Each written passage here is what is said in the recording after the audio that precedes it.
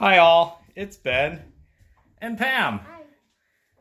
Today we're going to replace this flow valve control unit thing because when you flush, you'll notice that this mechanism should actually drop and provide water to go into the bowl. Actually, there's water in the bowl now, but it should fill up this tank.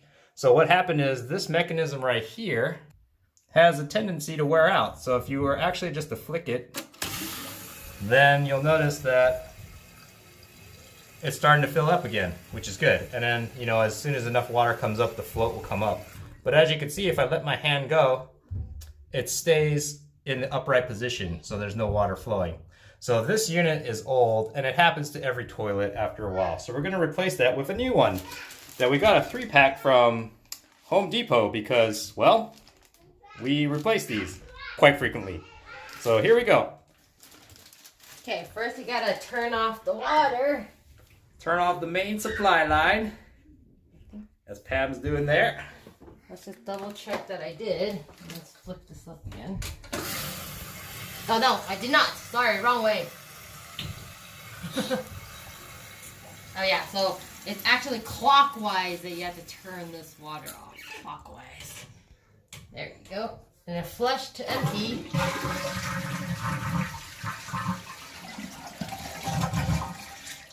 And so before you remove this though, because there's going to be a hole at the bottom, you got to get rid of all that extra water that doesn't go into this. Which is going into the bowl, which causes you to let you flush. Because we're going to disconnect this hose. And down here you'll see that that's where the hole is.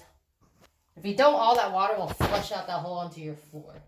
And you don't want that. What you do is take an old sponge and some random container you have, and you just let the sponge soak up. It might take a little bit, but you let the sponge soak up the water. And then you just have to do it a little at a time. And squeeze it in here.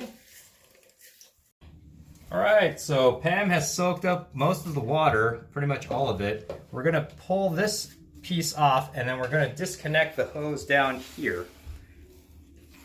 Okay. Yep. You shouldn't require any tools to do this, because it's all hand tight.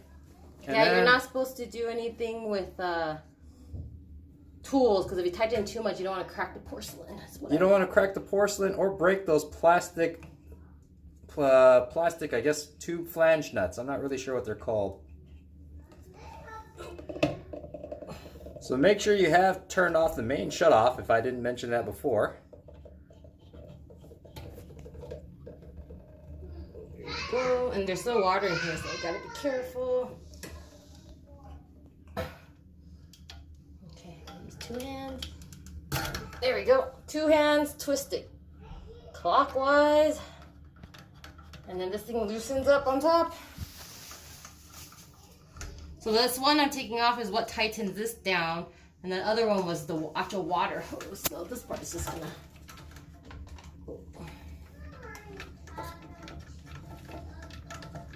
So this is the part that if you had any water in the tank would start leaking out water. The second one, the first one was water from the hose. So that extra plastic nut you're going to discard because the entire set has everything you need. And I mentioned it before, you always use new parts if it's provided. Never reuse the old ones unless you absolutely have to. So you can go ahead and discard this old one. So this is the new unit. This flange will go right through that existing opening where the hose connects up. And then this one doesn't have a chain. It kind of has a self-adjusting screw to kind of adjust the level of the water that you want in your tank. So these are the parts that come with it. There is a sealing washer that you're going to punch this centerpiece out. So it's like this, and you just push it this way to get it off. And then you want it to eventually be flat against the thing. So.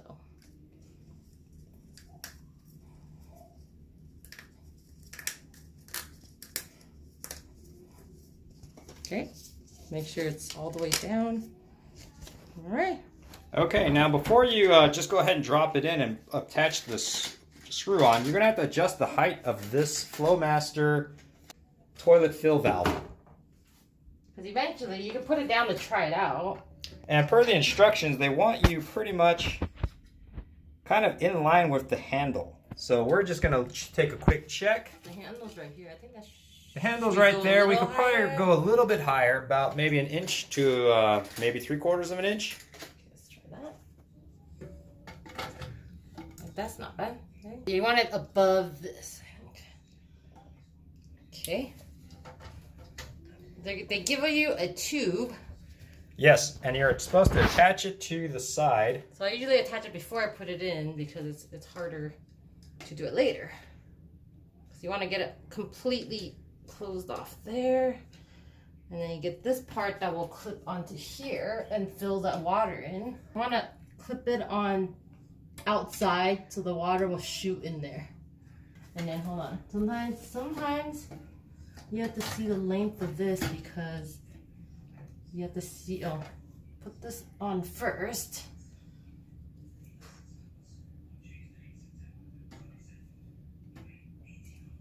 Okay. And sometimes you have to cut the tube, so you want to see if it's going to fit well. And there you go. In the water, you see that hole going in there. This will be here. Technically, you could cut some of the tube off, but I think this should be okay, right? This should be fine. Yeah. And you can clock this a little bit here, and then this is completely acceptable. And now we just need to attach the flange from the other side to secure the Fluidmaster toilet fill valve.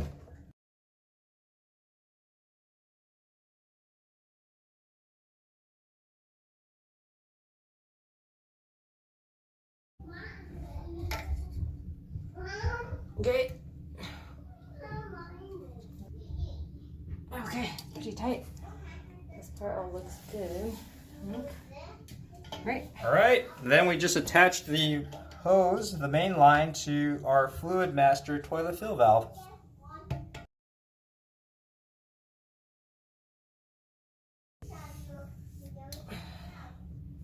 Okay, feels pretty tight. All right, then we just open the main valve. Watch this bad boy fill up. And then while you're filling it up, feel down at the bottom, make sure it's not leaking either. Like you can feel like nothing's coming out, so. Okay, all the way to the fullest. You could take this and depending on where you want the water level to fill up, you can adjust it as well. Oh, starting to rise. So it looks like it's good. We'll give it a flush.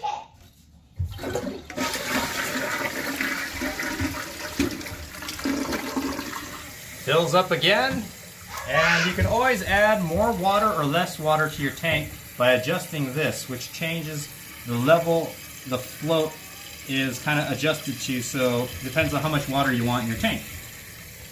So we're going to leave this bucket down here just to see if there's any leaks. If there's any leaks, that bucket will catch it, and everything should be good. So that's pretty much it. This is a pretty quick 15-minute job. Pam and I are not professionals, so if you don't know what you're doing and you're apprehensive, definitely call in a plumber. But this is like a, I don't remember how much, but it's like a very cheap part, maybe like $20, $30, and you can just replace this on your own without any tools actually. And as you can see, Pam did it. So well, that's it. Thanks for watching. That's repairs around the house with Pam.